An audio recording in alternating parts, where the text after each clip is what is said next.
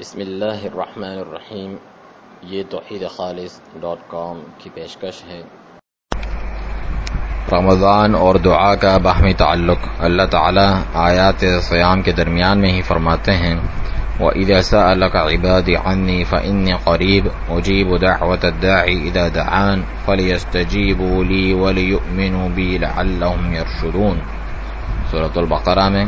اور جب میرے بندے آپ سے میرے بارے میں سوال کریں تو انہیں بتا دیں کہ بے شک میں قریب ہوں، میں پکارنے والے کی دعا قبول کرتا ہوں جب وہ مجھے پکارتا ہے، تو انہیں چاہیے کہ وہ میری بات مانیں اور مجھ پر ایمان لائیں تاکہ وہ ہدایت پائیں.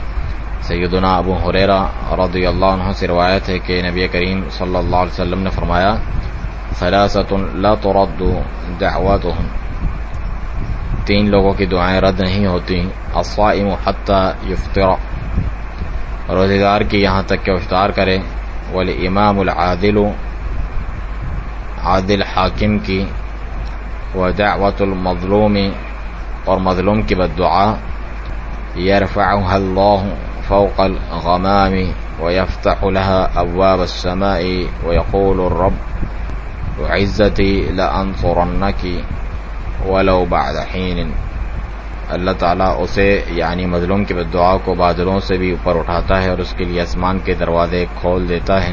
پھر رب تعالیٰ فرماتا ہے کہ میری عزت کی قسم میں ضرور تمہاری مدد کروں گا اگرچہ تھوڑے عرصے کے بعد ہی کیوں نہ ہو.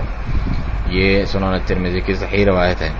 سیدنا انس رضی اللہ عنہ سے روایت ہے کہ رسول اللہ صلی اللہ علیہ وسلم نے فرمایا ثلاث دعوات لا ترد، دعوت الوالد ودعوت الصائم ودعوت المسافر.